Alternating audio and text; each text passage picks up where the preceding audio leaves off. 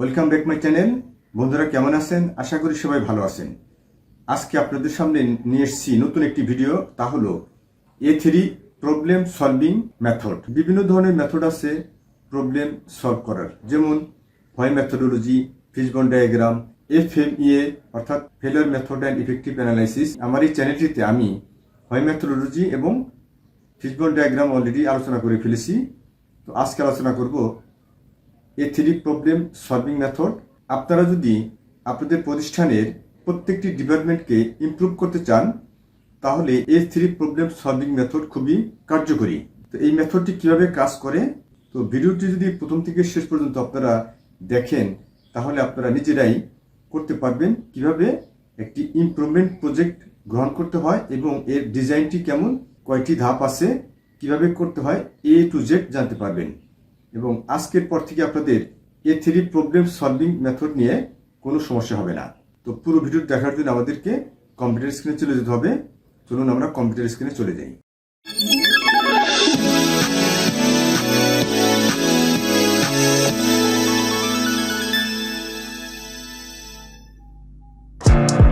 আজকের এই ভিডিওর মাধ্যমে আপনারা দেখতে পাবেন কিভাবে A3 প্রবলেম সলভিং রিপোর্ট তৈরি করা যায়।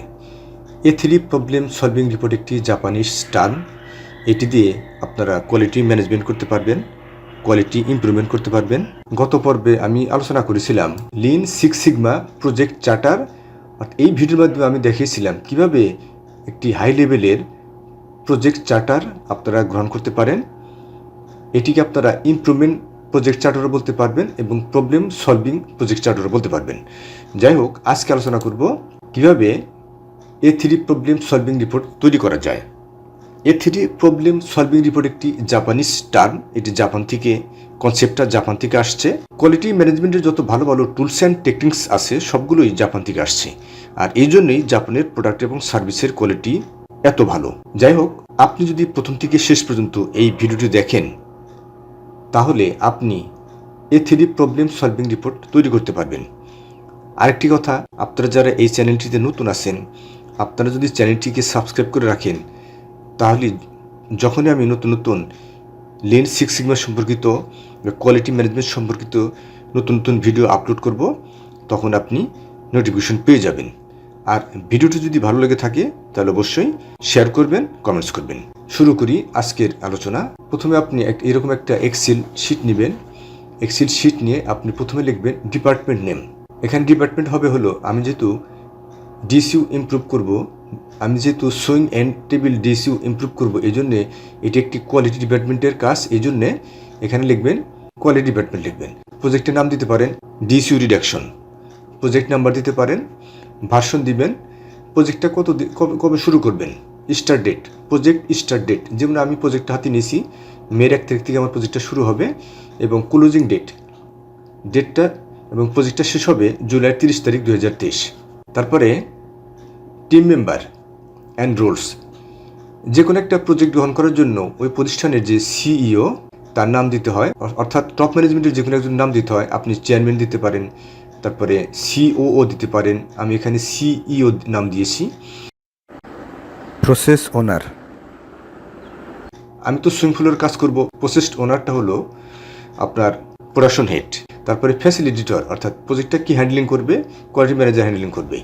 তারপর আদার মেম্বার, এই প্রজেক্টটা সম্পন্ন করতে গিয়ে কোন কোন ডিপার্টমেন্টের সাথে আমি কাজ করব তাদের নাম এখানে দিতে হবে। যেমন আমি প্রোডাকশন লোকের সাথে কাজ করতে হবে, টেকনিশিয়ান, মেকানিক, ইন্ডাস্ট্রিয়াল ইঞ্জিনিয়ারিং, এদের নাম আপনি দিবেন।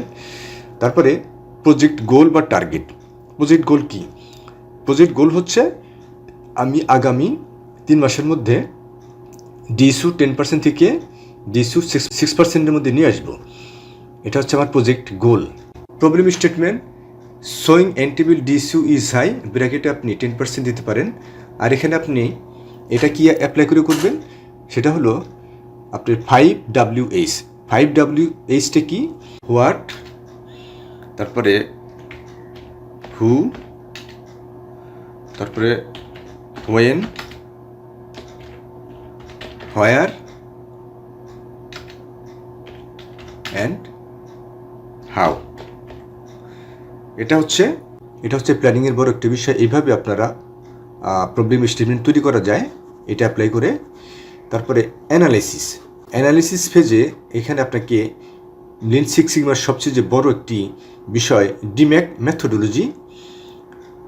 মেথোডোলজির উপর আমার একটি ভিডিও আছে, অর্থাৎ হোয়াট ইজ ডিম্যাক মেথোডোলজি। এটি যদি আপনারা দেখতে চান তাহলে ওই ভিডিওর লিঙ্কটি এই ভিডিওর ডিসক্রিপশনে দেওয়া থাকবে, আপনারা দেখে নিতে পারেন। ডিম্যাক মেথোডোলজি ছোটো করে যদি একটু বলি তাহলে ডিফাইন, আপনার যে প্রবলেমটা সেটা আপনার স্কোপ বা ডিফাইন আপনার বর্ণনা করেন যে আসলে বিষয়টা কী, প্রবলেম স্টেটমেন্ট দ্বারা করেন। 2 নম্বরে আছে হলো মেজার মানে আপনাকে ডাটা কালেকশন করতে হবে। আপনি মেজার করবেন কিভাবে, ডাটা কালেকশন করতে হবে তো, তাই না? তো lean six sigma that means data driven approach, আপনাকে ডাটা কালেক্ট করতে হবে। দুঃখজনক হলো সত্য যে আমাদের দেশের প্রেক্ষাপটে এখন পর্যন্ত আপনার কোনটি কী ডাটা সেটি তো চেনা দূরের কথা, ডাটা তো রাখবে দূরের কথা, কোনটি কী ডাটা সেটিই চেনে না। যাই হোক, তো হয়তো এর অবস্থান থেকে আমরা ওভারকাম করতে পারবো। তো যখন একটি মেথড উন্নত বিশ্বে পুরান হয়ে যায় তখন আমাদের দেশে নতুন, আর যে কারণে আমরা এত পিছিয়ে পড়ে আসি। যাই হোক, এই সমস্ত কথা বলে অনেক কথা বলা যাবে। তারপর আছে হলো অ্যানালাইসিস, আপনি ডাটা ডিফাইন করলেন, মেজার অর্থাৎ ডাটা কালেকশন করলেন, তারপর আপনি ডাটাগুলো অ্যানালাইসিস করতে হবে। অ্যানালাইসিস করতে কীভাবে, আপনাকে বিভিন্ন টুলস অ্যান্ড টেকনিক্স ব্যবহার করা যেতে, 7QC টুলস ব্যবহার করে আপনি ডাটা অ্যানালাইসিস করতে পারবেন। 7QC টুলসের কিন্তু আমার আলাদা আলাদা ভিডিও আছে, ওগুলো আপনারা ইচ্ছাগুলো দেখে নিতে পারেন। প্রতিটি 7QC টুলসের ভিডিওর লিঙ্ক আমি এই ভিডিও ডেসক্রিপশনে দিয়ে রাখবো, আপনারা ইচ্ছাগুলো দেখে নিতে পারবেন, আপনাদের জন্য অনেক হেল্পফুল হবে এবং অনেক উপকার হবে। তারপরে আপনি ইমপ্রুভমেন্ট করবেন না, আপনি তো প্রবলেম পাইলেন, মেজার করলেন, অ্যানালাইসিস করলেন, ইমপ্রুভমেন্ট করতে হবে আপনাকে। তারপরে কন্ট্রোল করবেন, অর্থাৎ বাকি যে 4টা জিনিস করছেন সেই কন্ট্রোল বা সাস্টেন। যাই হোক, তারপরে স্কোপ, এই যে দেখেন স্কোপটা কি, target swing floor and another customer will be cover. স্কোপটা কি, আমি যে ফ্লোরে কাজ করব সেখানে আবার যে টার্গেট কাস্টমার আছে সেটি নিয়ে কাজ করবই, আর আমি যদি এই প্রজেক্টটা নিয়েছি সেটির বেনিফিটটা অন্য ফ্লোরেও পাবে এবং ওই এন্টায়ার অর্গানাইজেশনটা এটার বেনিফিট পাবে। এটা হচ্ছে স্কোপ। আচ্ছা, কারেন্ট স্টেট, বর্তমানে কী অবস্থা আছে, ওই প্রসেসটা বর্তমানে কী অবস্থা আছে, যে কাস্টমার কমপ্লেন্টস আছে ওই প্রসেসটা নিয়ে, অর্থাৎ ডিসিউ যেহেতু হাই এই জন্য কাস্টমার কমপ্লেন করছে, ডিসিউ ইজ হাই। তারপরে ডিসিউ হাই মানে কি, ডিফেক্ট আমাকে রেক্টিফাই করতে হচ্ছে, এই জন্য রিওয়ার্ক করতে হচ্ছে, আর রিওয়ার্ক মানে এটাই হলো ওয়েস্টেজ। তারপর একটা বিষয় হলো যে আমার ইমেজ নষ্ট হচ্ছে না, এই যে আমার কাস্টমার যে আছে, কাস্টমার তো অন্য কাস্টমারের কাছে বলাবলি করে যে ওই ফ্যাক্টরিতে কাজ দেন না, ওই ফ্যাক্টরির ডিসিউ হাই, এটা হলো ইমেজ, ভাবমূর্তি নষ্ট হচ্ছে কোম্পানির। এখন অ্যাকশন প্ল্যানটা কীভাবে করব, এটি সবচেয়ে বড় বিষয়। ডিম্যাক মেথোডোলজি ব্যবহার করে আমরা অ্যাকশন প্ল্যান তৈরি করব। প্রথমে ডিফাইন করার জন্য আমি 7 দিন সময় নেব, অর্থাৎ আমার যে এই যে ডিসিউ যে হাই, এই যে আমার যে ডিসিউ হাই, এটাকে আমাকে ফ্লোরে আমি ভিজিট করে আমি স্কোপটা আছে কিনা এইটা নিয়ে স্টাডি করার বা ফার্দার স্টাডি করার, ইমপ্রুভমেন্ট করার স্কোপ আছে কিনা, এই ডিফাইন সেকশনে আমি এটা উল্লেখ করব।